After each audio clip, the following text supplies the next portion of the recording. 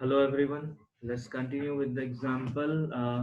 As far we have discussed about operator overloading and we discussed about how to overload the binary operator, unary operator. Okay. Now we are going to discuss about how to overload these insertion and exertion operators which are being used with the सी इन और सी out. ठीक है. तो let's see how we can do so.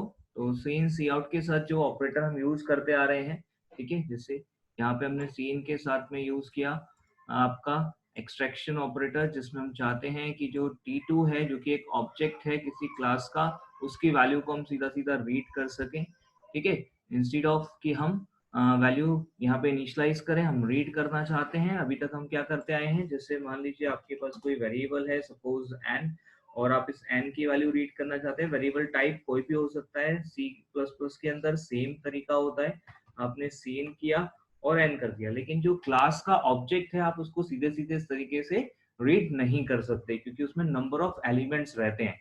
तो number of elements रहते हैं, इसलिए किस तरीके से हम इसको करेंगे.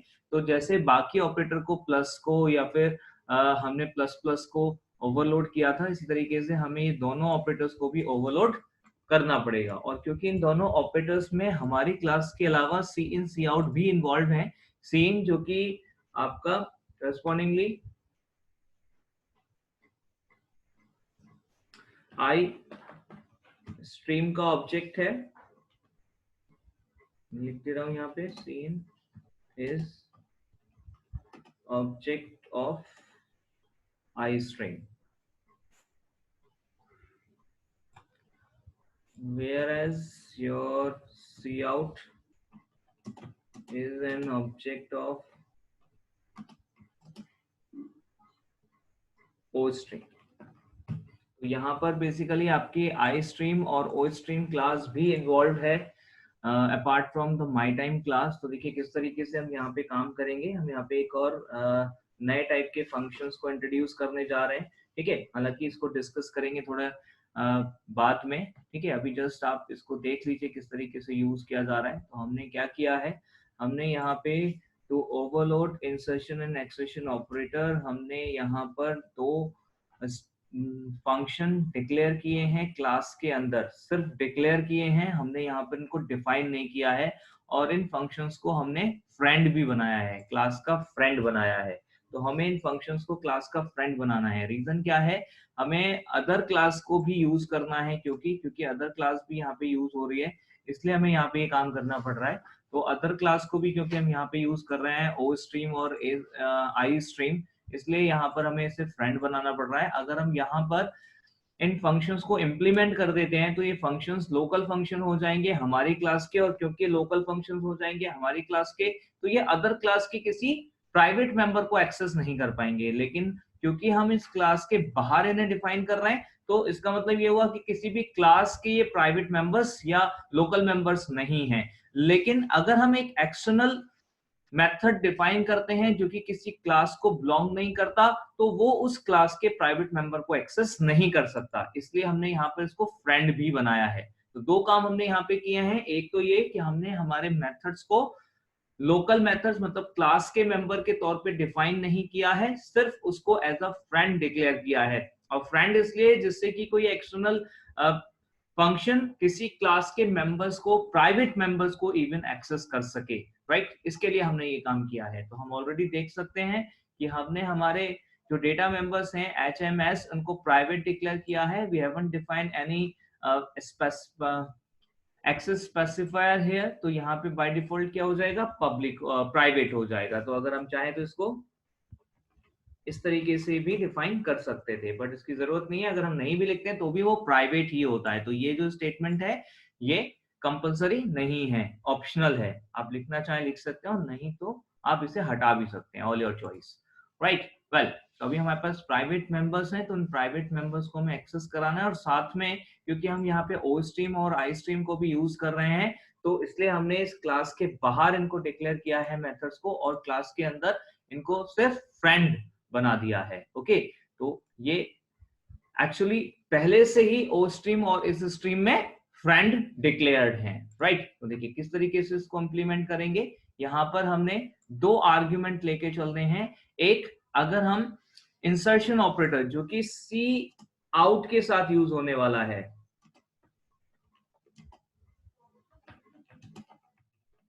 ठीक है, तो जो सी आउट के साथ यूज होने वाला है उसके लिए हमने यहाँ पे दो आर्ग्यूमेंट्स लिए हैं। क्या क्या? ओ स्ट्रीम, ठीक है, कोई भी नाम आप दे सकते हैं, रेफरेंस टाइप हमें लेके चलना है, एंड माई टाइम, फिर से हमें यहाँ पे एक रेफरेंस टाइप लेके चलना है, तो माई टाइम एंड टी, ठीक है। तो माई टाइम जो हमारी क्लास है उसका हमने यहाँ पर एक टेम्पररी ऑब्जेक्ट ले लिया जो कि क्या है, एक रेफरेंस टाइप है, ठीक है। यहाँ पर हमें वैल्यू मिलेगी जो भी हमारा ऑब्जेक्ट पास कराएंगे, ठीक है। और ये हमारा टी आउट जो कि करस्पॉन्डिंग सी आउट को रेफर करेगा, ठीक है, करस्पॉन्डिंग सी आउट यहाँ पे आ जाएगा। तो जैसे कि हम देख सकते हैं यहाँ पे जो हमने सी आउट कॉल कराया हुआ है, तो सी आउट, ठीक है, ये आपका इंसर्शन ऑपरेटर T2, तो T2 जो है वो करस्पॉन्डिंगली चला जाएगा टी में, और जो सी आउट है वो रेफर हो जाएगा टी आउट में, राइट। तो जब हमने यहाँ पे टी आउट में लिखा एंडल टी डॉट एच, टी तो हमारे पास जो ऑब्जेक्ट है T2 वो हो गया, तो T2 का एच हो गया यहाँ पे T2 का एम हो गया, यहाँ पे T2 का एस हो गया, तो T2 के एच, एम और एस की वैल्यूज हमें डिस्प्ले हो जाएंगी, ओके। और लास्ट में हम यहाँ पे रिटर्न कर रहे हैं टी आउट को, जो कि हमारा कंप्लीट हो जाता है फिर पोर्शन। इसके बाद अगर हम सीन वाला देखें तो सीन वाले में भी सेम हमें ऑलमोस्ट काम करना है, कोई खास चेंज नहीं। यहाँ पर हमने सीन के केस में क्या किया हुआ है, ठीक है, ये हमने आई स्ट्रीम का एक रेफरेंस लिया हुआ है यहाँ पे आर्ग्यूमेंट में, और एक माई टाइम का रेफरेंस यहाँ पे लिया हुआ है। तो देखिए यहाँ पर भी जो सीन हमने यूज किया है T2 के लिए, तो सीन T2 चला जाएगा टी में, और सीन आ जाएगा यहाँ पे T1 में रेफर हो जाएगा। तो T1 से जो वैल्यू हम रीड करेंगे वो चली जाएंगी T यानी कि T2 में, ठीक है। लेट्स सी, बाकी का पूरा प्रोग्राम हमारा सेम है, ठीक है। वही प्रोग्राम के एंड में हमने यहाँ पर ये चीज को ऐड किया। अच्छा, एक चीज और यहाँ छोटी सी देख लीजिए, अगर हमें कंपैरिजन ऑपरेटर को ओवरलोड करना है तो that is also very simple.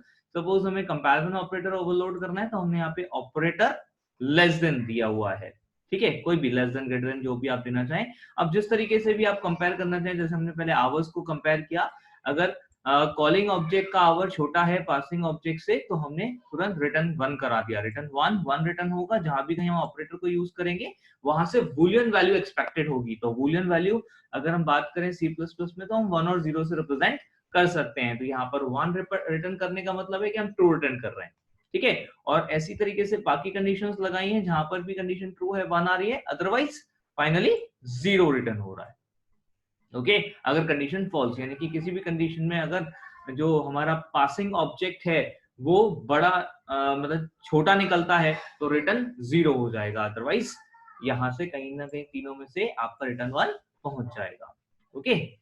Well, तो अभी यहाँ पर हम सी इन सी आउट वाला ट्राई करते हैं। तो यहाँ पर हमारा सी इन सी आउट ये है, ठीक है, तो चेक करते हैं,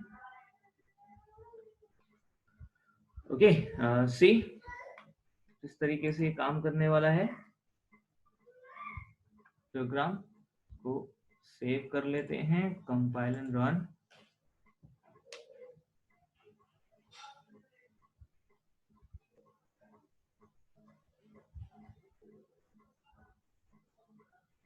okay, here is your output, ठीक है। देखिए हमने यहाँ पे क्या किया है, सीन T2 किया है, ठीक है। T1 ऑटोमेटिक ऑब्जेक्ट बन गया होगा, ठीक है। डिफॉल्ट जो हमने वैल्यूज प्रोवाइड की हैं यहाँ पे पैरामीटराइज कंस्ट्रक्टर में चली गई होंगी, फिर T2 ऑब्जेक्ट बना जो कि डिफॉल्ट आगे कंस्ट्रक्टर को कॉल कर रहा है, यानी कि हमारी 0 वैल्यू सेट हुई होंगी। उसके बाद हमने सीन कॉल किया अलग से, तो जब सीन कॉल किया तो ये सीन वाला मेथड चलेगा। सीन वाला मेथड चलेगा तो आप देख सकते हो यहाँ पर ये करस्पॉन्डिंग वैल्यूज पहुंच जाएंगी और रेफरेंस पहुंच जाएंगे। तो T2 रेफर हो गया T में और सीन रेफर हो गया T इन में। उसके बाद हमने मैसेज दिया हुआ है एंटर टाइम, तो देख सकते हैं आप यहाँ पे मैसेज आ चुका है एंटर टाइम, एंड देन हम यहाँ वैल्यूज रीड करा सकते हैं। तो हमने वैल्यूज रीड कराई 20 आवर्स 35 मिनट एंड 46 सेकेंड, ठीक है। तो let's check it out. T2 जब डिस्प्ले होगा तो यहाँ पर ये जो T2 शो कॉल होगा, ठीक है, सी आउट की हेल्प से, ठीक, देख सकते हैं आप इसको। तो जब सी आउट की हेल्प से T2 कॉल डिस्प्ले होगा तो किस तरीके से डिस्प्ले होगा,